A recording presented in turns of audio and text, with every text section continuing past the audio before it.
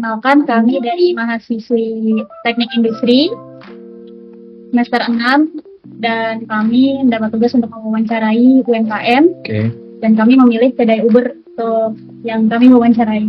Terima kasih Mas Salsa dan teman-teman sudah bersedia mampir ke sini. Kita sangat welcome dan berterima kasih juga atas kesempatannya ini juga. Jadi gimana? Apa yang bisa dibantu? Jadi kapan sih Pak pastinya Bang kopi ini tuh terbangun? Ya, jadi kedai kopi ini kita mulai operasional itu Desember 2023. Nah, kita lagi siap-siapin kedai ini mungkin sekitar Oktober, November, jadi siap-siapin kita operasional di Desember 2023. Uber itu sebenarnya singkatan dari upaya berkah. Kenapa upaya berkah? Dari namanya kan upaya berkah. Jadi kita mencoba kedai Uber ini meskipun lokasinya jauh dari jalan raya, terus kemudian tempatnya kecil, kita coba semaksimal mungkin untuk berupaya untuk memberikan keberkahan buat baik dari owner, dari karyawan maupun lingkungan sekitar Uber. Uber ini dari mana? Uber ini singkatannya dari upaya berkah. Kenapa disingkat? Jadi biar gampang aja penyebutannya. Kalau upaya berkah kan 5 suku kata, jadi ya, kepanjangan lah. Mau kemana? Mau ke upaya berkah kepanjangan. Jadi mau ke Uber gitu aja biar praktis.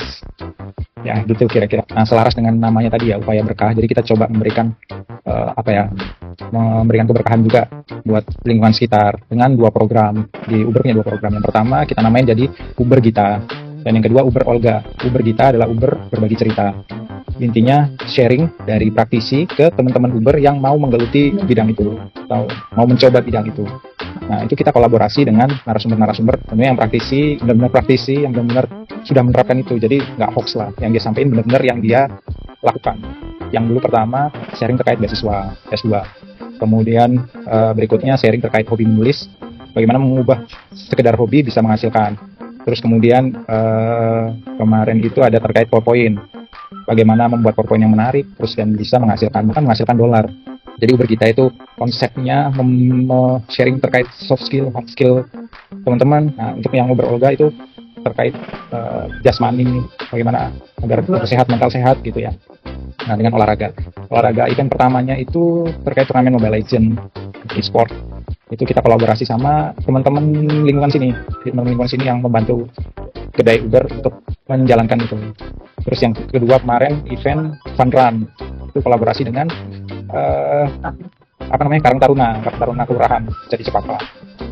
Ada ini tuh dari jam berapa nih? Jadi kita itu bukanya dari jam 1 siang sampai jam 11 malam. Nah, kalau boleh cerita dulu awal buka, kita dari pagi malah jam 7 sampai jam 11 malam. Cuman sambil berjalan kita evaluasi, ternyata kalau yang pagi sampai siang penjualannya kurang, jadi kita potong dari jam 1 sampai jam 11 malam. Senin sampai Minggu tiap hari kita buka. Menu best seller di sini itu kopi susu Glaren sama ini kopi Sanger. Kopi susu Glaren itu kopi susu dikasih Glaren. Kalau kopi Sanger itu kopi sama SKM atau manis. Nah, 2 ini yang best seller. Nah, itu menarik nih. Ini jadi itu kayak tantangan juga buat challenge buat kedai kopi Uber. Jadi kita itu pengen sebenarnya mengenalkan minum kopi ya beneran kopi top gitu. Jadi kita pengen jualnya specialty coffee itu di sini kita ada Spirok. Tapi kita ganti-ganti sih. Sekarang ini ada Spirok sama besok lagi saya lupa dari mana. Nah, itu kita ganti-ganti. Kita coba mengenalkan ke teman-teman bahwa kalau mau ngopi yang apa bilangnya ya, yang lebih sehat. Nah, lebih sehat itu sebenarnya kopi yang kayak gitu. Nah, itu kita sediain di sini. Kalau saya lihat sih, saya rasa ada di lingkungan sekitar sini belum ada kompetitor yang jual seperti itu. Kan kita ada milk base, jadi kopi espresso kita gabung sama susu, kita olah sama susu. Ada juga yang tadi kita bilang pakai V60 itu. Nah, kalau dari espresso kita pakai house blend itu kita campur antara Robusta dan Arabica. Jadi kalau untuk V60 kita main di 100% Arabica. Yang pertama kita pengen, kalau ini kan kita sebenarnya tulis di sini tuh tempat saling berbagi buah pemikiran atau sekedar bincang santai untuk semua kalangan. Jadi pengennya semua kalangan. Jadi kita coba mengenalkan kopi yang enak, itu nggak harus mahal. Kalau mungkin teman-teman bisa bandingkan kopi di sini sama katakan yang coffee shop di dekat sini, kita bilang 260 aja deh, itu perbandingan harganya akan kelihatan tuh. Jadi kita mencoba memberikan kualitas bagus, harga lebih terjangkau. Nah, itulah mungkin kira-kira yang coba jadi pembeda kita dengan coffee shop di sekitar sini. Selain itu juga coffee shop di sekitar sini bukan coffee shop sih, kayak tempat kopi di sini kan pakainya kopi saset. Kita nggak jual kopi saset. Mungkin itu satu dua perbedaannya. Mana strategi pemasaran Pak Arga untuk mengenalkan kedai ini nih ke konsumen? Oke. Jadi kita ngomongin terkait branding ini ya. Jadi branding itu apa sih sebenarnya? Apakah branding itu kita sebagai sebagai pedagang, sebagai owner itu menciptakan branding kita sendiri? Jawabannya kan enggak. Jadi branding itu sebenarnya apa yang ditangkap oleh konsumen, apa yang dilihat dari konsumen terkait kedai ini gitu ya. Nah, yang coba kita sampaikan terkait kedai ini itu kedai yang sebagai tempat kumpul lah. Nah, ini kita tulis di sini tuh, Uber, tempat saling berbagi buah pemikiran atau sekedar bincang santai untuk semua kalangan. Jadi kita pengen dilihat orang bahwa kalau kita mau bikin sesuatu, kita mau diskusi, kita mau ngerjain apapun, itu bisa dilakukan di Uber. Nah, branding itu yang pengen kita sampaikan ke orang-orang. Terus gimana caranya biar branding ini bisa nyampe ke orang? Nah, kalau era sekarang pasti yang paling efektif media sosial ya. Nah, salah satu strategi utamanya yaitu di media sosial. Kita coba bikin konten mengenalkan kedai Uber ini di media sosial. Kita main di di Instagram sama di TikTok. Udah kita share. Itu pertama. Terus kedua, strateginya kita coba kolaborasi sama lingkungan sekitar. Kita bikin apapun lah, event apapun yang bisa menguntungkan baik dari Uber maupun dari teman-teman yang akan kolaborasi dengan kita. Nah, tujuannya apa? Tujuannya ketika event itu ada, kami di kedai Uber bisa menyampaikan bahwa ini loh ada kedai kopi yang kita jual beans kopi asli beneran dengan kualitas yang kita jaga. Terus tempatnya juga kita siapin biar nyaman buat diskusi, buat ngerjain tugas. Nah, itu kita sampaikan di event-event itu. Jadi strateginya mungkin itu. Target pasarnya yang pertama adalah teman-teman dari kampus, teman-teman kampus. Jadi kalau kita lihat di Google Maps, lokasi kedai Uber ini pas di tengah-tengah 3 kampus, PSI Jatiwaringin, Asyafiah, sama Unkris. Jadi ada 3 itu. Nah, target pasar utamanya adalah teman-teman kampus. Yang pertama, yang kedua adalah warga sekitar sini. Nah, itu targetnya. Terus tadi apa pertanyaan? Respon. Responnya so far sih kalau dari yang sering kan dari teman-teman kampus ya. So far sih oke. Mereka bisa ngerjain tugas di sini, mereka bisa diskusi di sini. Kalau bawa laptop kita sediain colokan, kita sediain wifi. Kalau butuh ke belakang kami siapin kamar mandi juga. Jadi harapannya kayak semacam one stop service lah, teman-teman bisa enjoy buat tugas atau ngerjain yang lain di sini. Apa sih Pak tantangan terbesar yang Bapak hadapi selama beroperasi di kedai Uber ini? Terus bagaimana sih cara Bapak mengatasinya? Oke, nah ini menarik nih. Jadi tantangan terbesarnya adalah lingkungan sekitar sini itu belum familiar sama kopi, minuman kopi yang benar-benar kopi dari beans. Nah, awal-awal buka itu, jadi yang datang sini tuh nanyain minuman kayak cappuccino, terus Arabica coffee mix gitu-gitu.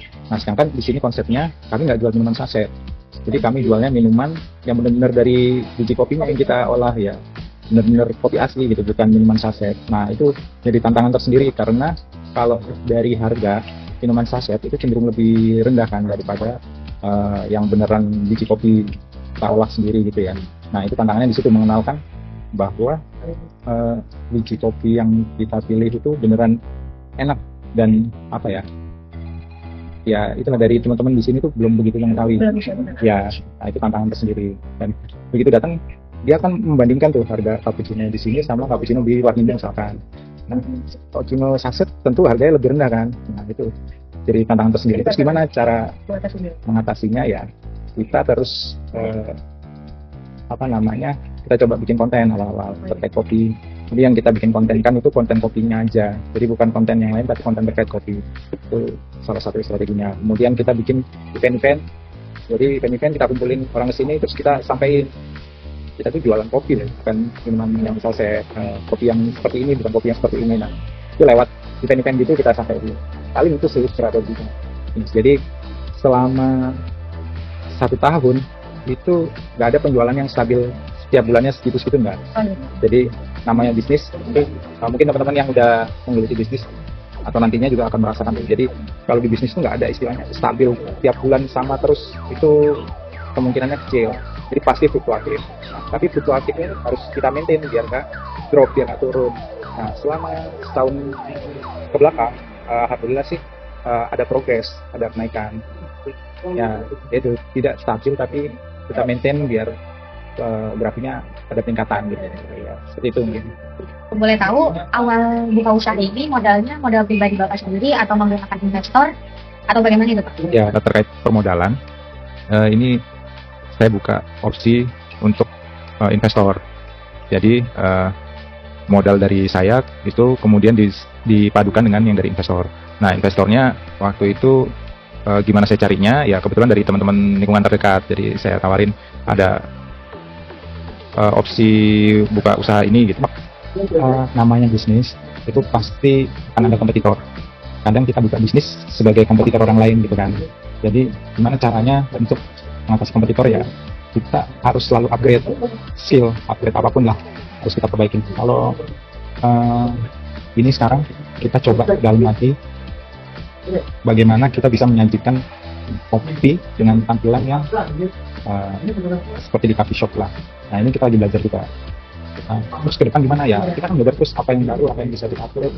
Pemasukan dari teman-teman di sini yang ke Uber akan kita tampung, mana yang menurut kita baik dan bisa kita lakukan, kita pilih lakukan, kita coba. Nah, saya rasa kalau terus bergerak, kalau terus upgrade, ya insya Allah kita akan bisa bersaing lah dengan kompetitor. Kira apa sih Pak rencana jadi beberapa tahun ke depan? Ini menarik nih. Jadi kalau kita bikin bisnis kan kita nggak boleh mikir saat ini ya, kita harus mikir setahun ke depan, 2 tahun ke depan gimana. Nah, kalau 5 tahun ke depan mungkin nggak pasti 5 tahun ya, cuman kita bicara jangka menengahnya ya. Jangka menengahnya kita lagi coba upgrade diri, bagaimana kita bisa mengolah jenis mentah menjadi kopi yang bisa kita jual. Kayak contohnya yang ini nih. Nah, beans yang kayak gini nih, itu ini kebetulan dari Kinanti. Kita masih ngambil dari Kinanti. Cuman ke depan kita pengen bisa produksi sendiri. Kita akan belajar dari roasting kopinya seperti apa, terus kemudian kita akan coba produksi. Terus kita sampaikan ke teman-teman Uber mana masukannya seperti apa. Nah, dengan demikian harapannya mungkin di jangka menengahnya kita bisa sekaligus menjadi roastery. Ya, mungkin itu sih.